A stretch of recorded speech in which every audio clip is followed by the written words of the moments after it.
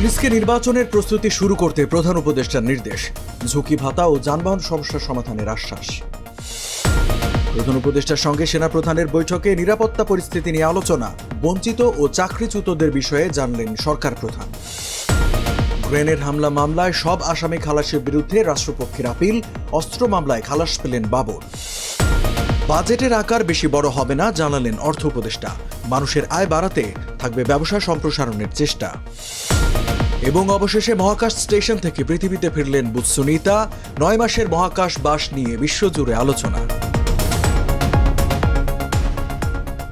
আমন্ত্রণ TBS news of the ডেতে, সাথে আছে আমি রঞ্জু ইফতেখার। এতক্ষণ দেখছিলেন সংবাদ শিরোনাম, এবারে জানাবো বিস্তারিত। আগামী নির্বাচন শান্তিপূর্ণ করতে পুলিশকে সব প্রস্তুতি নেওয়ার নির্দেশ দিয়েছেন অন্তর্বর্তী সরকারের প্রধান উপদেষ্টা অধ্যাপক ডক্টর মোহাম্মদ ইউনূস। 19 মার্চ প্রধান উপদেষ্টার কার্যালয়ের এক বিজ্ঞপ্তিতে এই তথ্য জানানো হয়েছে।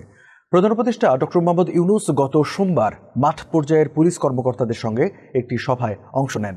সেখানে পুলিশ কর্মকর্তারা তাদের সুবিধা ও অসুবিধার বিষয়ে প্রধান উপদেষ্টাকে জানান। প্রধান উপদেষ্টার কার্যালয়ের বিজ্ঞপ্তিতে বলা হয়, এসব সমস্যার সমাধানে কি করা যেতে পারে তা নিয়ে বুধবার প্রধান উপদেষ্টা, স্বরাষ্ট্র উপদেষ্টা ও সংশ্লিষ্টদের সঙ্গে এক আলোচনা সভা অনুষ্ঠিত হয়। সভায় প্রধান উপদেষ্টা তৃণমূল পর্যায়ে কর্মরত পুলিশ সদস্যদের কল্যাণে বেশ কিছু বিষয়ে দ্রুত ব্যবস্থা নেওয়ার নির্দেশ দেন।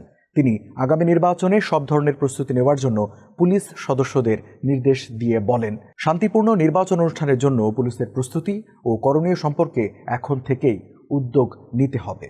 অন্তর্বর্তী সরকারের প্রধান উপদেষ্টা অধ্যাপক ডক্টর মোহাম্মদ ইউনূসের সঙ্গে সৌজন্য সাক্ষাৎ করেছেন সেনাপ্রধান জেনারেল ওয়াকারুজ্জামান। আজ 19 মার্চ রাষ্ট্রীয় অতিথি ভবন যমুনায় এই সৌজন্য সাক্ষাৎ হয়। আন্তঃবাহিনী জনসংযোগ পরিদপ্তর ISPR এর এক সংবাদ বিজ্ঞপ্তিতে এই তথ্য জানানো হয়। সংবাদ বিজ্ঞপ্তিতে বলা হয়, সাক্ষাৎকালে সেনাপ্রধান দেশের সামগ্রিক নিরাপত্তা পরিস্থিতি ও সেনাবাহিনীর চলমান কার্যক্রম সম্পর্কে প্রধান উপদেষ্টাকে অবহিত করেন। পাশাপাশি দেশের উন্নয়ন ও স্থিতিশীলতার জন্য সেনাবাহিনীর বিভিন্ন পদক্ষেপ নিয়ে আলোচনা করেন। সংবাদ বিজ্ঞপ্তিতে আরও বলা হয়, প্রধান উপদেষ্টা সেনাবাহিনীর ভূমিকা ও অবদানের প্রশংসা করেন। তিনি আশা প্রকাশ করেন যে দেশের সার্বভৌমত্ব ও নিরাপত্তা নিশ্চিত করতে সেনাবাহিনী তাদের পেশাদারি ও নিষ্ঠার সঙ্গে দায়িত্ব পালন অব্যাহত রাখবে। বঙ্গবন্ধু এভিনিউয়ে 21 আগস্ট গ্রেনেড হামলা মামলায় দ্রুত বিচার ট্রাইব্যুনালের সাজার রায় বাতিল করে 49 আসামিকে খালাসের হাইকোর্টের রায়ের বিরুদ্ধে আপিলের আবেদন করেছে রাষ্ট্রপক্ষ। এই লিভ টু আপিলের উপর শুনানির জন্য মামলাটি 19 মার্চ প্রধান বিচারপতি সৈয়দ রেফাত আহমেদের নেতৃত্বাধীন 4 বিচারকের আপিল বেঞ্চের কার্যতালিকায় রাখা হয়েছে। ঢাকার বঙ্গবন্ধু এভিনিউয়ে 20 বছর আগে আওয়ামী লীগের সন্ত্রাস বিরোধী সমাবেশে গ্রেনেড হামলায় বহুল আলোচিত এই মামলায় বিএনপির ভারপ্রাপ্ত চেয়ারম্যান তারেক রহমান সহ আসামিদের সবাইকে খালাস দিয়েছে হাইকোর্ট। জজ আদালত এই মামলায় বাবর সহ 19 জনকে মৃত্যুদণ্ড, তারেক রহমান সহ 19 জনকে যাবজ্জীবন কারাদণ্ড দিয়েছিল। এদিন বাসা থেকে অস্ত্র উদ্ধারের ঘটনায় 1-11 তত্ত্বাবধায়ক সরকারের আমলে দায়ের করা মামলায় 17 বছরের কারাদণ্ড থেকে সাবেক স্বরাষ্ট্র প্রতিমন্ত্রী লুৎফুজ্জামান বাবরকে খালাস দিয়ে রায় ঘোষণা করেছেন হাইকোর্ট।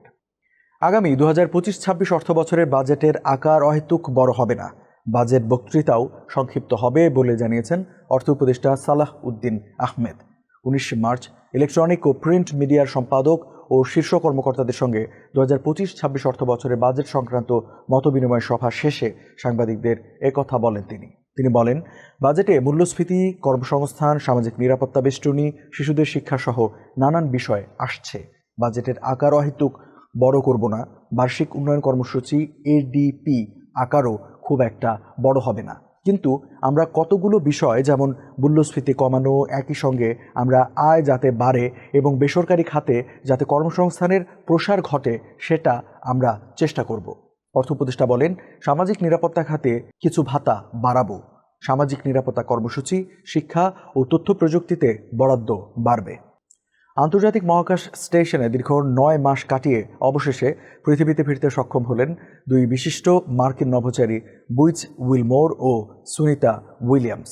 গত বছরের 6 জুন এক সপ্তাহের মিশনে আন্তর্জাতিক মহাকাশ স্টেশনে যান বুজ ও সুনিতা, কিন্তু বোয়িংয়ের যে ক্যাপসুলে তারা যান সেই স্টারলাইনারে ত্রুটি দেখা দিলে এবং নিরাপত্তার কারণে তাদের সময় মতো পৃথিবীতে ফিরিয়ে আনা যায়নি।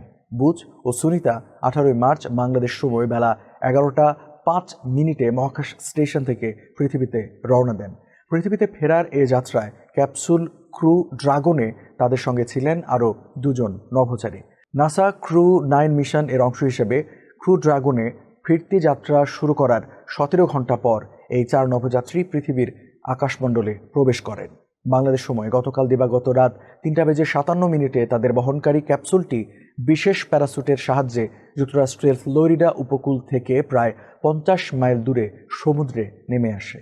দর্শক, এই ছিল আজকে টিভিএস নিউজ অব দ্য ডেতে। এতক্ষণ সাথে থাকার জন্য ধন্যবাদ সবাইকে।